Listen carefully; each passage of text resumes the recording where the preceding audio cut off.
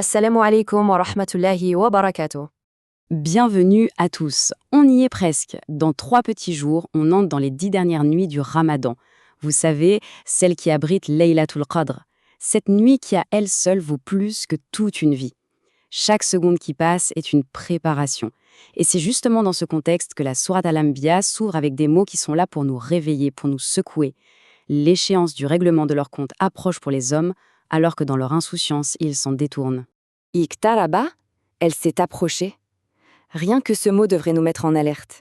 L'échéance de notre jugement final, elle est plus proche aujourd'hui qu'elle ne l'était hier. Et notre échéance personnelle, la mort, n'a jamais été aussi proche. Et pourtant, le verset nous met en garde, on est souvent dans l'insouciance, complètement distrait. Alors avec ce compte à rebours de 3 jours avant les nuits les plus importantes de l'année, ce verset c'est un véritable rappel à l'ordre. Le sprint final, il commence maintenant.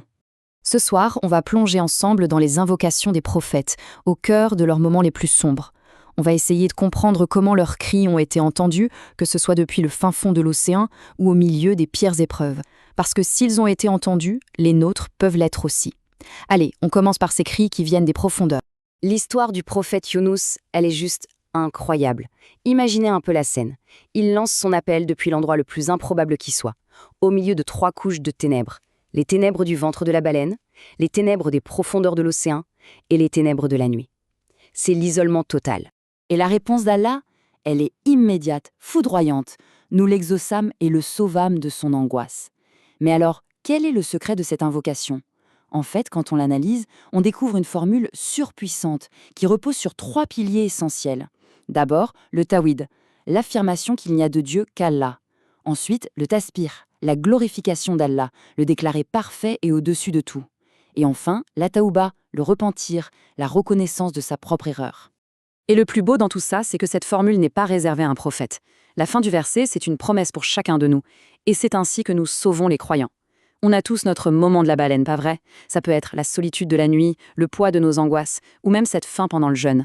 Ces moments de ténèbres personnelles, ce sont des occasions en or pour utiliser cette supplique. Parce que, soyons logiques, si Allah a répondu à un appel depuis le fond de l'océan, il répondra sans aucun doute à un appel lancé depuis un tapis de prière. On passe maintenant à une autre histoire, une autre épreuve immense, celle du prophète Ayoub. Imaginez un instant, il a absolument tout perdu. Sa santé, sa richesse, ses propres enfants. Et pourtant, il y a une chose qu'il n'a jamais perdue, sa dignité et son respect infini envers son Créateur. Et là encore, la réponse divine ne se fait pas attendre. Nous l'exaucâmes. Regardez bien le adab, ce respect profond dans ses paroles. Il dit que le mal l'a à peine touché, alors qu'il vit une souffrance inimaginable. Il ne demande rien de précis, il ne se plaint pas. Il expose juste sa situation et fait appel à la qualité suprême d'Allah, sa miséricorde. Et la leçon ici est fondamentale. Allah ne lui a pas simplement rendu ce qu'il avait perdu.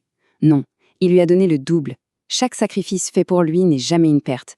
C'est un investissement qui nous sera rendu, multiplié. Ok, on a vu les invocations par la parole. Maintenant, on va voir une invocation par l'action. On part à la rencontre du prophète Ibrahim alayhi salam et de sa conviction inébranlable face au feu. Et là, on arrive à un géant, le prophète Ibrahim.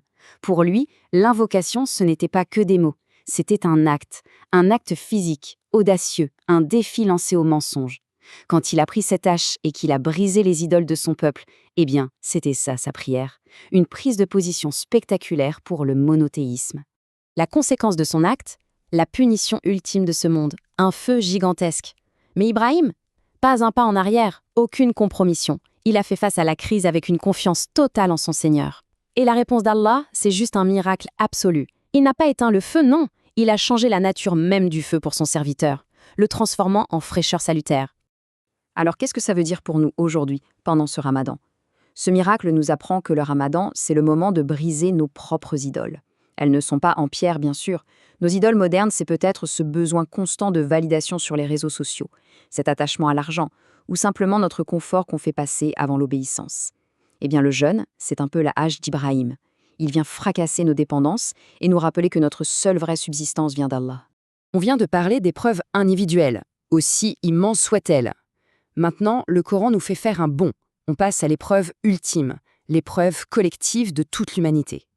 Accrochez-vous, parce qu'on va aborder une vision terrifiante de la fin des temps, le dernier tremblement de terre. L'ouverture de la sourate Al-Hajj, c'est sans doute la description la plus effrayante du jour du jugement dans tout le Coran. La terreur sera d'une telle ampleur qu'elle va briser le lien le plus fondamental, le plus sacré qui soit, celui d'une mère pour son enfant au sein. Les gens auront l'air ivres, mais pas d'alcool, ivres de pure horreur. C'est un avertissement d'une puissance incroyable. Et c'est là toute la miséricorde d'Allah.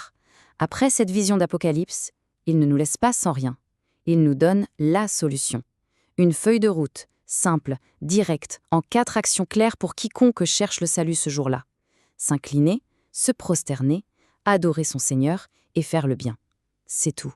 Et pour celles et ceux qui suivent ce plan, Allah fait une promesse solennelle. Certes, Allah défend ceux qui croient. Ça veut dire que la foi, ce n'est pas quelque chose de passif. Elle active un véritable système de défense divin. Le verbe utilisé ici, c'est yudafiru. Ça implique une défense active, continue. C'est une promesse de protection du roi des rois. Alors, avec cette assurance, avec cette promesse de protection en tête, on arrive à notre objectif. La mission finale de ce ramadan, le point culminant de nos efforts, la lutte pour atteindre Laylatul Qadr. Et la sourate Al-Hajj se termine justement avec ça. C'est l'ordre de mission pour les nuits qui arrivent. Un appel à l'action ultime, un appel à un engagement total. Mais qu'est-ce que ça veut dire au juste? Lutter pour Allah avec l'effort qu'il mérite. L'expression arabe « haqqa jihadhi », ça ne parle pas d'un petit effort du dimanche. Non, ça veut dire lutter avec tout ce qu'on a, se donner corps et âme avec l'intensité et la sincérité que le Créateur de l'univers mérite. Pas à mi-temps, mais à plein temps. On parle d'une nuit qui vaut plus de 83 ans. L'effort doit être à la hauteur de la récompense, pas vrai? Alors pour conclure, mettons tout ça en pratique. Faisons-le ensemble. Tournons-nous vers lui, avec ces mots puissants, ceux qui ont traversé les ténèbres et les épreuves. La ilaha illa ant subhanaka, inni kuntu minal zalimin. Rabbi anni massani yaddurru wa anta arhamur rahimin. Ô Allah, permets-nous d'atteindre Laylatul Qadr. Ô Allah, accepte nos efforts et fais de nous des gens qui, durant cette nuit, seront libérés du feu. Wassalamu alaikum wa rahmatullahi wa barakatuh.